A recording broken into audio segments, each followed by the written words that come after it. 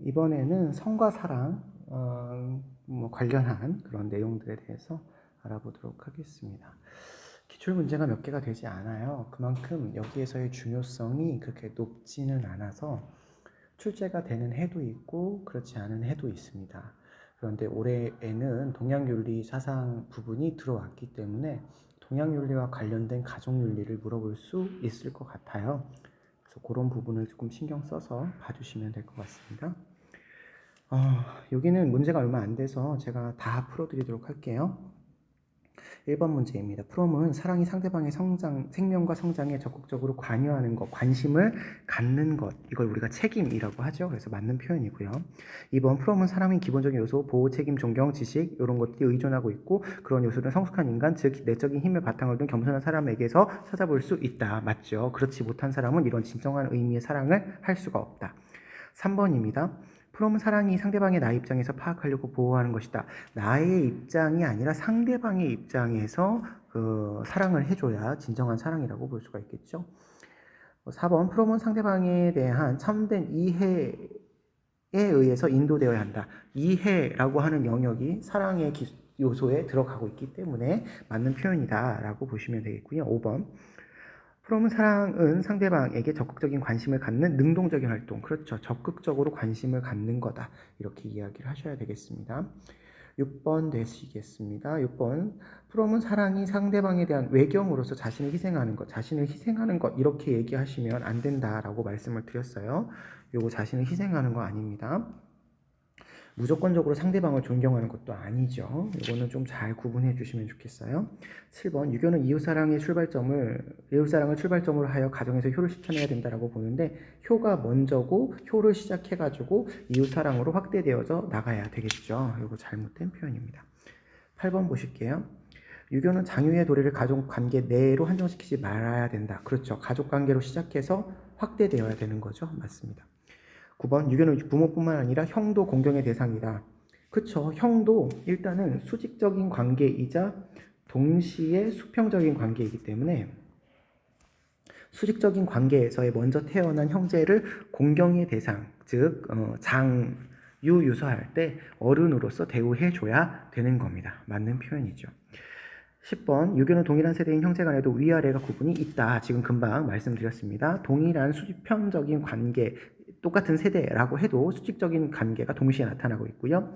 11번 유교는 가깝고 먼 정도를 분별하여 예를 실행해라. 이거 우리 유교 동양 윤리할 때 이야기했듯이 별애를 강조하고 있는 거니까 맞는 표현이라고 보시면 되겠습니다. 12번 보실게요. 유교는 친족이 하나의 공동체로서의 정을 나눠야 된다. 친족이 우리 교육과정은 아닙니다. 교육과정에서 빠졌어요. 예, 그렇지만 그냥 뭐 이런 거 정도는 그냥 맞는 표현으로 알아두시면 될 것 같고요. 13번 유교는 친소와 세대를 기준으로 친족 간의 질서를 세워야 된다. 친소를 구분하고 세대도 구분하죠. 그래서 이것도 맞고요. 14번 친족 간의 촌수가 커질수록 가까운 관계가 아니라 촌수는 작아야 가까운 관계죠. 부부 간에는 무촌이고 부모와 자녀 간에가 일촌이 되겠습니다. 15번 유교는 가족 내부의 결속을 위해서 혈연 간의 유대가 돈독해야 된다. 혈연 간의 내부 유대가 돈독하면 내부의 결속은 강화가 되겠죠.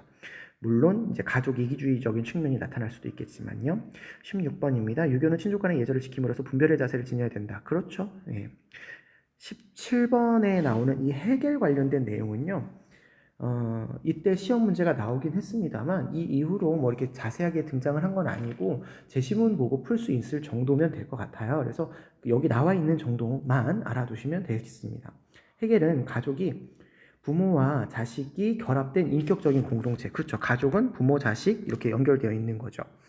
18번 해겔은 어린 자녀는 부모가 간섭할 수 없는 개별적인 존재가 아니라 간섭할 수 있으셔야 되겠죠. 그래서 부모로부터 사랑을 받고 성장을 하는 그런 존재로 보고 있습니다. 우리 서양의 가족을 부모와 자녀의 관계를 일방적인 관계로 보잖아요. 그러니까 개별적인 존재라고 해도 간섭할 수 있다 이렇게 보셔야 될 것 같습니다. 19번 해겔은 부부는 자신들의 자녀를 통해서 진정한 사랑. 맞아요. 요거 알아두시면 되겠어요. 부부는 해겔이 약간 보수주의 입장입니다. 그래서 출산을 통해서 부부관계의 어떤 정당성을 얻는다. 이렇게 보고 있어요. 20번입니다.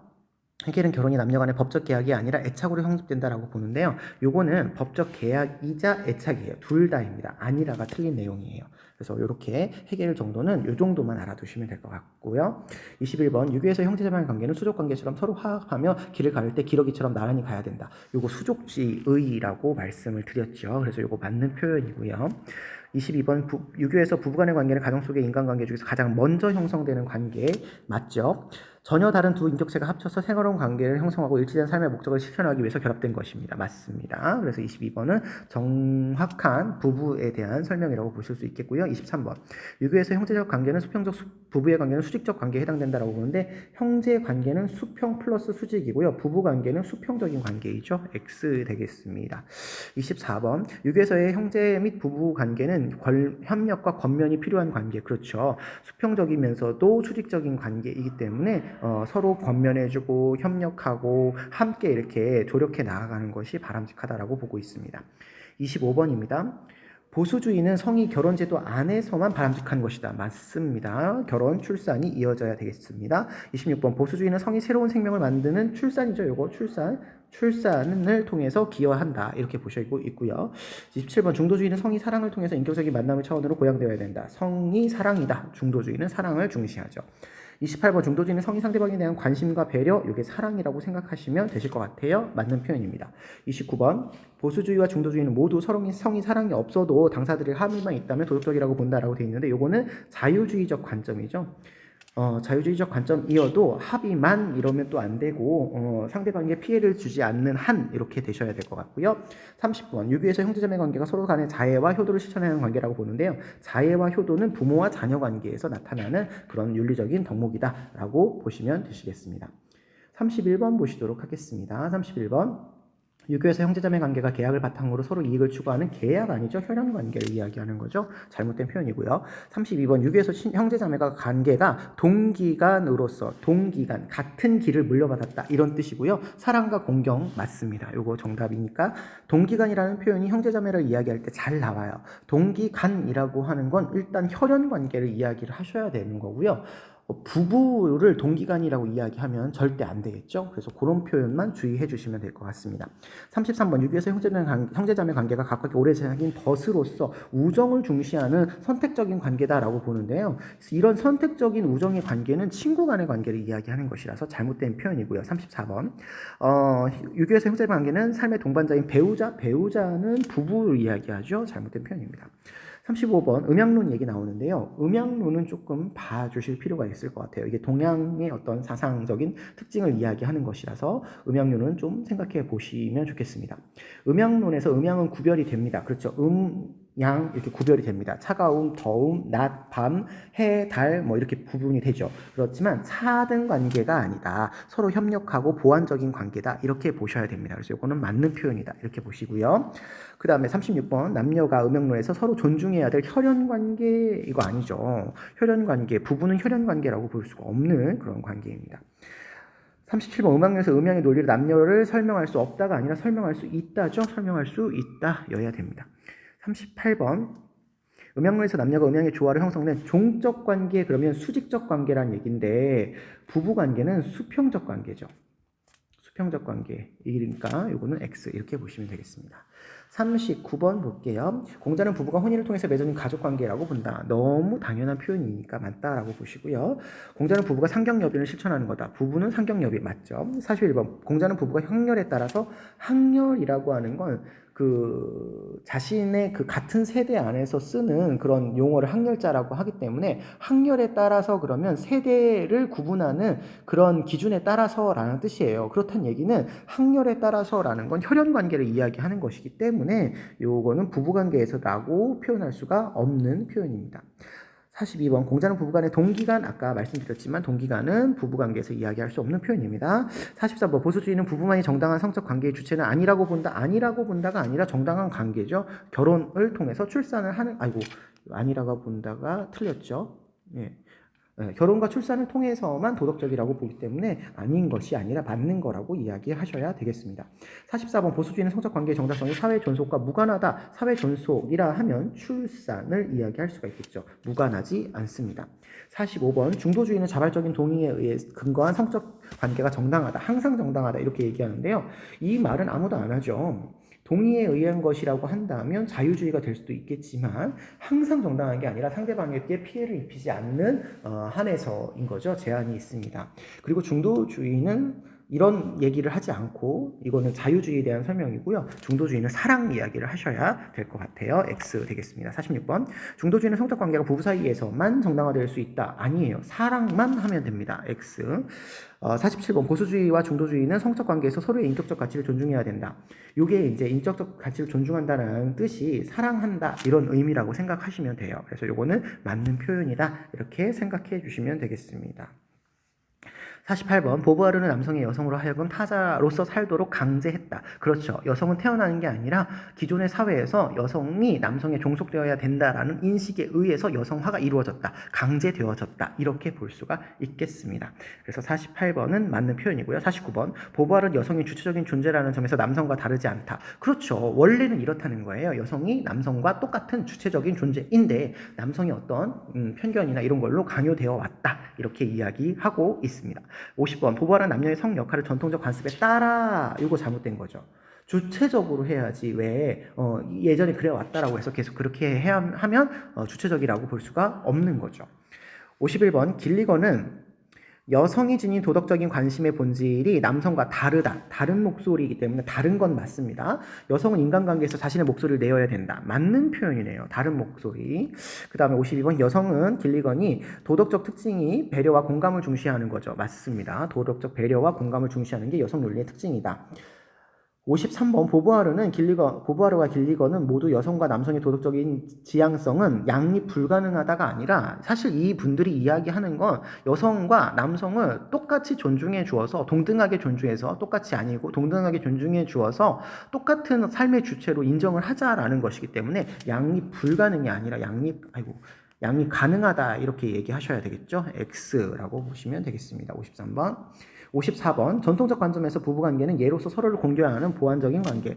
왠지 아닐 것 같지만 우리 윤리적인 어떤 입장에서 접근을 해서 이거는 맞는 거예요. 원리적으로는 이렇게 표현합니다. 55번. 전통적 관점에서 부부관계는 자연적 친애에 기초하는 자연적 친애는 여러분 어려우시면 이거 혈연관계 이렇게 생각하시면 돼요. 대등한 혈연관계 여기 나와 있네요. 혈연관계 아니죠. 부부는 혈연관계가 아닙니다. 56번. 전통적 관점에서 부부관계는 효도와 자애를 서로에게 실천하는 요거는 부모와 자녀관계 이야기죠. 부부는 이렇지 않습니다. 57번. 전통적 관점에서 부부관계는 상호간의 학렬을 따져 학렬은 아까 혈연관계로 맺어진 세대 안에서 세대를 구분하는 그런 내용이라고 말씀을 드렸죠. 그래서 이것도 따진다라고 볼 수가 없겠고요. 8번. 전통적인 관점에서 부부관계는 동기간도 아까 아니라고 말씀을 드렸죠. 상하질서 아닙니다. 수평적인 관계예요. 59번. 유교에서의 효는 부자 간을 넘어서 사회가 확장할 수 있다. 그렇죠. 효로 시작해서 이제 다른 사람으로 확장을 하는 겁니다. 맞는 거고. 60번. 유교에서 자식은 자기의 이해에 따라서 효를 실천해야 된다. 이렇게 보나요? 내가 원하면 하고 원하지 않으면 안 하고 이거 아니라 무조건 해야 되는 거죠. 그래서 이건 X 이렇게 찾으시면 되겠습니다. 61번 보도록 할게요. 61번. 유교에서 자녀가 부모에게 간언을 할 때는 간언이라고 하는 거 기억해 주셔야 되죠. 부모의 잘못을 이게 지적하는 걸 간언이라고 하는데 친애의 마음으로 신중하게 표현해야 된다. 그렇죠. 요거는 맞는 표현이라고 보시면 되겠습니다. 62번. 유교에서 부모에게 대한 물질적인 봉양과 함께 공대를 해야 된다. 둘 다 부모님한테 효도를 하는 방법이죠. 봉양은 물질적이고 공대는 정신적인 거고. 63번. 유교에서 참된 벗은 우리가 우정 부분은 빼도록 하겠습니다. 우정 부분은 시험에서 좀 빠져있는 부분이라서 넘어가도록 할게요. 68번. 음양요연에서 부부의 예절은 성 역할의 차이를 해소하는 데서 시작된다라고 보는데 성 역할의 차이는 인정을 하죠. 여성과 남성성의 특징을 차이가 난다라는 것을 인정을 하기 때문에 이것은 잘못된 표현이다. 이렇게 보셔야 되겠습니다. 음양론에서 금수에게도 남녀에게서 볼 수 있는 분별적인 도리가 있다. 도리는 여러분 도덕성이에요. 도덕성은 유교에서 인간만 가지고 있죠. 그래서 금수, 동물한테서는 나타나지 않습니다. 70번. 음양론에서 남녀가 부부의 연을 맺을 때 일정한 절차가 필요한 것은 아니라고 본다라고 되어 있는데 일정한 절차가 있어야 되죠. 하늘에게 맹세하고 부모님께 맹세하고 모든 사람에게 맹세하고 이런 식의 어떤 혼인의 도리가 있게 됩니다. 70번 음양론에서는 남녀가 부부의 연을 맺을 때 했구나. 71번 음양론에서 부부의 도리는 두 사람의 관계보다 각자의 개별성을 중시해야 된다가 아니라 개별성을 인정하면서 두 사람의 조화를 강조해야 되겠죠. 이거 둘 다 이렇게 나가야 되니까 이것도 X 이렇게 보시면 되겠고요. 72번 음양론에서 부부 간에 공경하는 마음을 담아서 예절의 형식을 따라야 된다라고 보고 있습니다.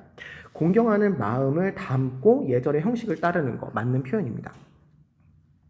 유교하고 비슷하다고 생각하시면 되겠어요. 73번 유교에서의 효는 부모가 돌아가신 이후에 도리가 끝나지 않죠. 제사 지내고 계속 그 부모님의 정신을 이어나가는 거죠. 그래서 잘못된 표현이고요. 74번 유교에서의 효는 부모에게 사랑과 보온의 마음을 표현하는 것. 이거 맞는 표현입니다. 기억해 주세요. 그 다음에 75번 유교에서의 효는 덕행으로서 세상에 이름을 떨치었을 때 완성이 된다. 입신, 양명이죠. 맞습니다. 76번 유교에서의 효는 물질적인 봉양과 함께 정신적인 공경을 실천해야 된다. 봉양, 공대 이렇게 되는 거죠. 맞습니다. 77번 아리스토텔레스는 우의 얘기 나오네요. 이것도 우리가 할 수 있는 얘기가 아니에요. 그래서 이거는 넘어가도록 하겠습니다. 82번 볼게요. 전통윤리에서의 효는 서로 손님처럼 공경하는 상경여비는 부부관계 이야기죠. X 되시겠습니다. 83번 전통윤리에서 효는 사랑하며 함께 늙어가는 백년해로로 완성이 된다 이렇게 이야기하고 있는데요. 효가 아니라 백년해로는 부부간의 윤리를 이야기하는 거죠. X네요. 83번 안 했습니다. 83번 볼게요. 전통윤리에서 효는 공동의 이익을 추구하는 상부상조로 완성이 된다라고 보는데 효는 해야만 하는 의무죠. 이익을 추구하는 어떤 가변적인 요소가 아닌 겁니다. 그래서 83번도 X 이렇게 찾아주시고요. 85번 전통윤리에서 효는 몸과 마음을 헌신하는 사군이충으로 시작이 된다라고 보는데 효부터 시작해서 이제 국가에 대한 충으로 확대되어지는 것이죠. 잘못된 표현입니다. 86번 전통윤리에서 효는 몸을 온전하게 보존하는 불감회상으로 시작된다. 그렇죠. 불감회상이 효의 시작이고 입신양명이 효의 완성이 되겠습니다. 87번 전통윤리에서의 부부는 서로 사랑해야 되는 천륜관계. 천륜관계는요. 혈연관계라고 보시면 됩니다. 그렇기 때문에 이거는 잘못된 설명이다. 이렇게 보셔야 되겠고요. 88번 부부는 상호 공경하면서 분별이 요구된다. 그렇죠. 부부 유별이지만 서로 공경해야 되는 상경여비인의 입장인 거죠. 그 다음에 89번 전통윤리에서 형제자매의 차이를 인정하고 위계를 존중하는 관계. 그쵸? 수직적이면서도 수평적인 관계이기 때문에 이렇게 볼 수 있겠습니다. 90번 전통윤리에서 부부와 형제자매는 모두 권명과 신의. 아까 나왔던 거네요. 둘 다 맞는 표현이다. 이렇게 보시면 되겠습니다. 91번 문제를 보도록 하겠습니다. 칸트와 관련한 어떤 제시문이 나오면 우리가 칸트와 관련된 어떤 그 사랑과의 관계는 조금 이렇게 애매하다 이렇게 평가를 하셔서 어느 쪽에 이렇게 걸쳐 있는 걸로 무조건 판단하시지 마시고 제시문에 있는 대로 풀어주세요. 칸트는 중도주의적인 입장을 지니고 있으면서도 보수적입니다. 예. 그래서 성적 관계가 결혼을 통해서만 되는데 인격적으로 존중해야 된다를 주장을 하고 있어요. 그래서 이게 보수주의인 것 같으면서도 중도주의적 개념이 있기 때문에 어느 하나로 분류하지 말아라 이렇게 보시고 문제를 풀어주시면 좋겠습니다. 91번 남성과 여성이 사랑한다면 두 사람의 성적 관계는 모두 정당한 게 아니죠. 정당한 그런 입장이 있어야 되겠죠. 아무렇게나 성적 관계가 허용될 수 있는 건 아니라고 보시면 되겠습니다. 그 다음에 92번 칸트는 부부가 서로 성을 향유하면서도 인격체로서 존중할 수 있어야 되는 거죠. 그렇죠. 칸트는 인간을 목적 자체로 존중하니까요. 그 다음에 93번 칸트는 자발적인 동의는 성적 관계를 정당화하는 충분 조건이 아니죠. 자발적으로 동의했다면 모두 허용하느냐? 그건 또 아니에요. 아까 보수적이면서 중도적이라고 했잖아요. 그러니까 이건 아니고요. 94번 부부가 아니어도 상대방의 성을 사용하는 것이 허용된다라고 보는데 이게 지금 사용하는 것 이렇게 되어 있잖아요. 칸트는 결혼을 통해서만 성적 관계를 허용한다 이렇게 생각하시면 좋겠습니다. 잘못된 것이고요. 사용하는 건 수단으로 여기는 것이라서 칸트가 동의하지 않을 내용입니다. 부부 안에서만 허용이 되어야 할 것 같아요. 그 다음에 95번 칸트는 성적 욕구는 인격성을 저하시킴으로 제거되어야 된다가 아니죠. 성적 욕구는 그냥 인간의 다영연한 욕구예요. 그런데 그 자연적인 우리 경향성으로 생각하시면 되는데 자연적인 경향성이 인격을 저하시키는 게 아니라 어떻게 사용하느냐에 따라서 오히려 도덕성을 향상시키기도 하는 것이기 때문에 저하시킨다라고 단정적으로 이야기할 수 없습니다. 그리고 제거해야 된다도 잘못된 표현이 되겠죠. 그래서 95번도 X. 96번입니다. 전통적 효의 입장에서는 자식은 어버이가 가진 의중을 헤아려서 봉양하는 거 맞죠? 봉양하셔야 되고요. 자기 마음대로 봉양하는 것도 아니고 어버이의 의중을 헤아려서 봉양하셔야 됩니다. 97번은 효의 입장에서 자식은 어버이의 옳지 못한 행동을 바꾸려고 해서는 안 된다. 아니라 간언, 간쟁할 수 있다라고 말씀드렸죠. 89번입니다. 전통윤리 효의 입장에서는 어버이를 봉양하는 까닭에 자신이 봉양받기를 위함이다. 이렇기 때문에 하는 게 아니라 효는 마땅한 자녀의 의무라고 말씀을 드렸죠. 잘못된 표현입니다. 99번 전통적 효의 입장에서 어버이를 섬기는 방식은 경제 형편에 따라서 달라지는 게 아니라 마땅한 의무라고 생각을 하셔야 되실 것 같아요. 100번 전통적 윤리 효의 입장에서 자식된 도리를 다하기 위해서 어버이보다 이웃을 더 배려하는 게 아니죠. 전통적인 입장은 약간 유교적인 관점이기 때문에 효부터 시작해서 타인으로 확대되어져 나가야 됩니다. 잘못된 표현입니다. 101번 이황 우리가 나오지 않았어요. 그래서 거기 제시문을 보시면 되는데 요거 친구 관계를 이야기하고 있어서 요거는 넘어가도록 하겠습니다. 106번 중도주의는 성적 쾌락만을 추구하는 성을 부정으로 본다. 성적 쾌락만을 추구하는 것은 안 되고 사랑이 전제되어야 되겠죠. 그래서 부정적으로 보면 맞는 표현이죠. 107번 자유주의는 사랑이 없는 성도 허용될 수 있다. 그렇죠. 사랑이 없어도 괜찮죠. 서로 동의를 하고 그리고 상대방에게 피해를 주지 않으면 되는 겁니다. 108번 보수주의는 사랑을 성이 도덕적이기 위한 필요 충분 조건이라고 본대요. 사랑도 해야 되지만 결혼 출산으로 이어져야 되기 때문에 필요 충분 조건이라고 볼 수 없겠습니다. 109번 중도주의와 자유주의는 보수주의와 달리 결혼과 무관한 성도 허용될 수 있다. 보수주의는 무조건 결혼해야 되죠. 근데 중도나 자유는 결혼 안 해도 중도주의는 사랑을 하면 자유주의는 동의를 하면 허용될 수 있기 때문에 맞는 표현이다. 이렇게 보시면 되겠습니다. 그 다음에 110번 보수주의는 중도주의나 자유주의와 달리 혼전 순결을 지켜야 된다라고 보고 있대요. 당연하죠. 예. 혼전이라는 건 결혼이니까요. 결혼을 얘는 성이 허용되는 그런 어떤 시점이라고 생각을 하니까 그 전에는 당연히 허용될 수 없다. 이렇게 보고 있는 거겠죠. 111번입니다. 맹자는 친구관계 아니네요. 친구관계는 우리 넘어가도록 할게요. 116번 길리건은 인간관계에서 감정이 아닌 이성적 측면이 아니라 감정을 강조하는 여성윤리 사상가이죠.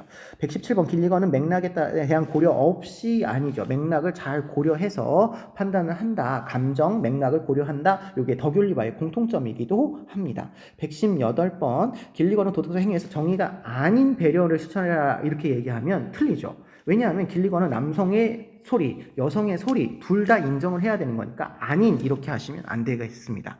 그리고 X 119번 길리건은 타인과의 유대보다 도덕 법칙을 따르려는 의무의식을 강조해야 된다. 오히려 요걸 더 강조하죠. 물론 이게 없어야 된다 이런 건 아니에요. 근데 요걸 더 강조한다 이렇게 보셔야 되기 때문에 잘못된 거라고 보시면 되겠습니다. 120번 길리건은 공감을 통해서 정서적인 돌봄을 도덕성의 중요한 요소. 그렇죠. 이게 여성적인 측면에서의 도덕성 요소로 이걸 강조하고 있는 게 길리건이라고 보시면 되겠습니다. 121번 볼게요. 전통윤리는 벗 얘기네요. 이것도 넘어가겠습니다. 우정, 넘어갈게요. 125번 밀은 여성이 존중하는 태도를 통해서 도덕성을 함양할 수 있다. 여성을 존중하는 것이 도덕성을 함양할 수 있다. 밀은 일단 공리주의입니다. 여러분 공리주의에서의 도덕은 쾌락을 가져오면 선이고 고통을 가져오면 악인 거예요. 그렇다면 여성을 존중하면 사회적인 이익을 증대시키는 거니까 도덕적이라고 볼 수가 있겠죠. 그래서 이거는 맞는 표현이다. 이렇게 보셔야 되겠습니다. 126번 밀은 차별적인 관습과 제도로부터 여성을 해방시키는 것이 필요하다. 그렇죠. 여성의 권리를 강조한 자유주의적인 맥락을 주장을 하고 계세요. 127번 여성의 자유권 확대와 사회 전체 이익 증진은 그렇죠. 양립 가능하다. 여성의 자유권이 늘어나면 사회적인 이익도 증가한다. 이렇게 보고 있는 사상가니까요. 128번 밀은 남녀의 지적 능력의 차이는 선천적이다. 아니에요. 교육에 의해서 그렇게 되었다. 그래서 여성에게도 교육이 필요하다. 이렇게 주장하시는 분입니다. 129번 여성에게 표현의 자유를 보장하고 사상의 발전에 기여할 수 있도록 해야 된다. 이거 맞는 표현이라고 보시면 되겠습니다. 밀의 이야기도 우리가 이론을 통해서 문제를 접근한다기보다는 밀이 공리주의 사상가다라는 걸 기억을 하시고 제시문을 통해서 문제를 해결하시는 게 바람직하다고 볼 수 있겠습니다. 130번부터 나오는 교우관계는 넘어가도록 하고요. 135번 보도록 할게요. 보수주의에서 성적 관계는 도덕적 가치 판단의 대상이 아니다. 보수주의는 뭐가 옳고 그르고가 나눠져 있잖아요. 그러니까 아니라고 얘기하면 잘못된 표현이라고 보셔야 되겠습니다. 136번 보수주의는 성의 생식적인 가치보다 쾌락적인 가치가 더 중요하다가 아니라 생식적인 가치를 더 중시하는 거죠. X. 137번 중도주의는 결혼을 전제로 하지 않은 성적 관계가 모두 비도덕적이라고 본다. 결혼이 아니라 사랑이어야죠. X. 138번 중도주의는 상호 동의만 전제되면 성적 관계는 도덕적으로 허용될 수 있다가 아니라 사랑이어야죠. 동의는 자유주의에서 얘기하지만 요것만이다 이렇게 얘기하기도 어렵습니다. 139번 보수주의와 중도주의는 모두 사랑이 결여된 성적 관계가 도덕적으로 정당화될 수 없다. 그렇죠? 없다니까 맞는 표현이라고 보시면 되겠습니다. 140번 전통윤리에서 효는 정신적인 공경보다 물질적인 공경을 우선시해야 되라 이렇게 얘기한다면 둘 다 해야 되지만 우선적인 부분에서는 물질적 봉양보다는 정신적 공대가 먼저입니다. 그래서 이거는 잘못된 표현이고요. 141번 효는 항상 동기 간의 사랑을 실천함으로써 완성이 된다라고 되어 있는데 효의 완성은 입신양명이었죠. 동기 간의 사랑이 아닙니다. 물론 동기 간의 사랑을 하는 것이 효도를 하는 길이기는 해요. 그렇지만 완성은 아니다. 이렇게 보셔야 되겠습니다. 142번 효는 인을 실천하는 출발점으로 모든 행실의 근원. 그렇죠. 효부터 시작해서 다른 사람을 사랑하게 되니까 출발점이다. 이렇게 얘기할 수 있겠습니다. 143번 효는 도덕적인 수행을 통한 입신양명에서 시작이 아니라 입신양명이 완성이죠. 불감해상이 시작입니다. 144번 효는 상호관계에 성립하기 때문에 부모가 돌아가시면 종료되는 게 아니라고 계속 말씀드리고 있습니다. 돌아가셔도 부모의 뜻을 계속해서 이어나가는 거죠. 145번은 형제의 윤리인데요. 여기 이황이 나오는데 아까 말씀드렸다시피 이황의 어떤 이론을 우리가 이야기하기보다는 제시문을 통해서 문제를 풀어주시면 되는데 이황이 유교 사상가다라고 하는 것을 전제로 문제를 풀어주시면 되겠습니다. 형제는 동기예요. 그러면서 사양하면서 지내는 일이 있어서는 안 된다라고 보고 있습니다. 사양지심이라고 하는 건 우리가 예라고 보면 되는 거잖아요. 그럼 도덕적인 일이 있어서는 안 되는 게 아니라 있어야 되는 거죠. 잘못된 표현입니다. 형제간의 공경을 실천해야 하므로 권면하지 마는 게 아니라 권면해야 되는 거죠. 잘못된 것을 바로잡고 이렇게 하는 게 어떨까라고 서로 좋은 것을 권하는 이런 행위를 해야 되는 겁니다. 147번 형제는 사랑하며 같이 노는 친구로 순서가 있어서는 안 되는 게 아니라 친구 관계처럼 수평적이기도 하지만 먼저 태어난 사람과 나중에 태어난 사람의 차이가 존재를 하죠. 그래서 수직적인 관계이기도 하다라고 말씀드렸습니다. 148번 형은 아우를 꾸짖어도 아우는 형의 허물을 덮어줘야 된다라고 하는데 이게 효랑 똑같아요. 서로 겸면하는 겁니다. 서로 이야기할 수 있어야 됩니다. 덮어주는 게 아니라 서로 이야기를 해야 되는 거죠. 149번 형제는 서로 의리를 바탕으로 성의를 다해서 예로서 대해야 된다. 유교 느낌이 물씬 풍기죠. 맞는 표현입니다. from 나오네요. 서로 개성을 긍정하고 함의를 입양한다. 그렇죠. 개성을 존중하면서 각자의 개별적인 독립성을 인정하지만 서로의 보완적인 관계를 만드는 그런 모습이 진정한 사랑이다. 이렇게 얘기할 수 있겠죠. 이게 프롬의 사랑이라고 보시면 되겠습니다. 151번 프롬은 상대방이 자신의 입장을 이해하는 것 이해 맞죠. 152번 자신뿐만 아니라 상대의 생동감도 고양시키는 거죠. 맞습니다. 생동감을 고양시키는 것. 151번이 좀 틀렸네요. 상대방을 자신의 입장에서 이해하는 거 아니죠. 요건 잘못된 표현입니다. 자신의 입장이 아니라 상대방의 입장이죠. 요거 잘못된 표현이네요. 요거 틀린 겁니다. 153번 프롬은 사랑에 참여하는 것이 아니라 상대에게 빠지는 것이다 이렇게 얘기하는데 소유냐 존재냐 이렇게 이야기할 때 존재거든요. 소유가 아니라 그러니까 빠지는 것이 아니라 그냥 참여하는 것이다 이렇게 보셔야 되겠습니다. 이건 X. 154번 유교 우정 넘어가도록 하겠습니다. 우정 넘어갈게요. 159번입니다. 보수주의는 성에 대한 책임보다는 성적인 자유를 중시하면 보수주의가 아니라 자유주의가 되겠죠. 160번 보수주의는 성의 생식적인 가치보다 쾌락적 가치가 아니라고 말씀드렸어요. 생식적 가치가 우선한다 이렇게 보셔야 되겠습니다. 161번 자유주의는 성이 서로 사랑을 바탕으로 한 행위로 제한되어야 된다. 자유주의이기 때문에 사랑 안 해도 서로 동의하면 되죠. 틀렸습니다. 162번 자유주의는 성이 자유로운 활동으로 도덕적 제약이 없어야 되냐? 아까 제가 자유롭지만 도덕적 제약, 즉 상대방에게 피해를 주면 안 된다라는 제약이 있어야 된다라고 말씀을 드렸죠. 잘못된 표현입니다. 163번 보수주의와 자유주의는 모두 성에 대한 상대방의 의사를 존중하지 않으면 정당화될 수 없다. 아까 요거 사랑이라고 제가 말씀을 드렸다라고 했잖아요. 근데 여기는 상대방을 그냥 존중하는 것이라고 그냥 글자 그대로 봐주시면 좋겠어요. 글자 그대로 봐주시고 상대방의 의사를 존중한다 이런 의미라고 보시면 되겠습니다. 그렇다면 둘 다 해당이 되니까 요거는 맞는 거다 이렇게 보시면 되겠습니다.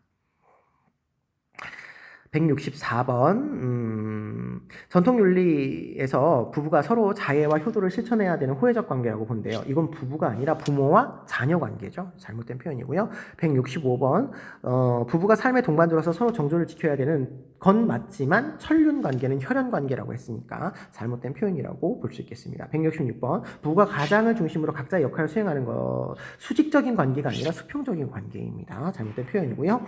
167번 장유의 서열과 친애를 근본하는 상호 존중의 관계다라고 표현을 한다면 장유의 서열이 부부간에서 나타나지 않죠. 그래서 이거 잘못된 표현입니다.